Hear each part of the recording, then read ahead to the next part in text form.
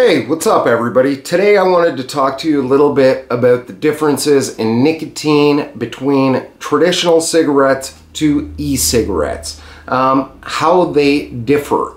Now, traditional cigarettes I compare to crack rock. E-cigarettes are like powdered cocaine. They're both the same drug. The nicotine is both the same, but it's delivered a little bit differently. Tobacco cigarettes have additives in them to make them a more effective nicotine delivery device. So when you do have a puff off of a cigarette, its effects are absorbed into your bloodstream much quicker. So you peak really high, really quick, and then you come down really quickly, and then you want to have another another puff. Rob Ford, what do you think about that one? Is that accurate? Well, an e-cigarette, on the other hand, is more like powdered cocaine. Its effects are diminished. They're a little bit slower. They reach their plateau much slower, and then they dwindle off a lot slower. So it's kind of like powdered cocaine, except you don't sit around for 40 minutes talking really quickly to your friends between snorts. Okay? But it does act the same way. You're getting the same drug, although it is absorbed into your bloodstream a little slower on the e-cig itself. So, a lot of people end up overdoing it on their nicotine when they start vaping because they don't reach that plateau really quick and then come down really quick. So they might start getting headaches, maybe they start feeling nauseous, or they start feeling dizzy because they are vaping. Now, if you are feeling any of those side effects from it, you're overdoing it. You are having a mild overdose on nicotine. If you do feel that way, put your device down, have a break, and see how you feel afterwards. I've also, I read an article about somebody who would take their pulse. They take their pulse before they had a vape, then, right after they had a vape, and then maybe 20 minutes later. And then they could kind of document what they were actually feeling from it, how their heart was reacting to it, which is some really good advice. Maybe try that. What I did was, I would go on cigarette breaks outside with people who were still smoking cigarettes. Now, I would watch them as they smoked cigarettes, and I'd have a vape, watch them as they had a drag, I'd have a vape, and I would calculate the amount of vapes that I got from how many drags they had, and then when they were done, I would stop and then see how I felt. Now, if you are feeling any of those side effects, if you're starting to feel nauseous or dizzy or headaches, then definitely vape less. Or perhaps the nicotine strength is too high in the liquid that you're using.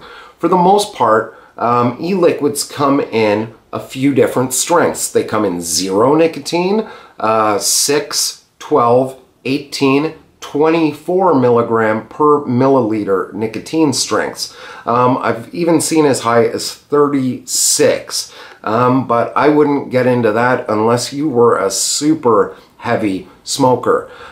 Me personally, I was a moderate to heavy smoker. I smoked about 25 to 35 cigarettes in a day. So when I started vaping, I started with a 24 milligram per milliliter e-liquid. And that was enough for me. It was enough to keep me off of cigarettes, but it was enough that I could overdo it if I vape too much, because the flavor is a little bit better, right? I'm sure everyone can agree that tobacco cigarettes taste like shit. So you don't want to smoke as many of them, you just kind of want the effect from it. E-cigarettes have all these wonderful flavors, and you can find what you like best, and you might overdo it. So watch out for that. I then went to an 18 milligram per milliliter nicotine strength, which I found was a lot better for me. It gave me the right amount of nicotine. I could have as many vapes as I felt comfortable to me without feeling sick. So that was decent. I've also gotten more into advanced personal vaporizers, or modded or mechanical mods, as they're known. these burn up a lot more juice than, let's say, an Ego style or stick mod type of style of e-cigarette. So with burning more juice, you're going to get more nicotine. Now, when I went to like a dripping atomizer, I went to 12 milligram strength. 18 was too much. I could probably cut back to a 6. I think a 6 milligram would be very good, actually. And maybe I will pick up some 6 milligram juice. But that's what I'm trying to accomplish throughout my e-cigarette adventure or journey, is to try and wean myself off of nicotine altogether. And that wasn't cutting it for me when I was on cigarettes. Cigarettes, I could smoke, you know, a strong blend and then have a light cigarette and an extra light, an ultra light or whatever, and those ultra lights just wouldn't cut it for me. And I think the reason for that was I was smoking cigarettes to get that drug fix, to get that mild stimulant, which nicotine is. And if you're smoking an ultra-light cigarette, I wasn't doing it for the smooth flavor, because the flavor is not smooth or good at all. It's a lot easier to kind of wean yourself off on electronic cigarettes, I find, but that's personal opinion. And just like anything, tastes are subjective. You know, what I like might not be what you like, and what works for me might not work for you. So, what we're trying to do is minimize the risk, have some form of harm reduction, so that we're not strapped up to a hospital bed one day with machines all around us, gasping for air, trying to get some oxygen so that we can breathe. Because combusting cigarettes, that's what's going to happen to you.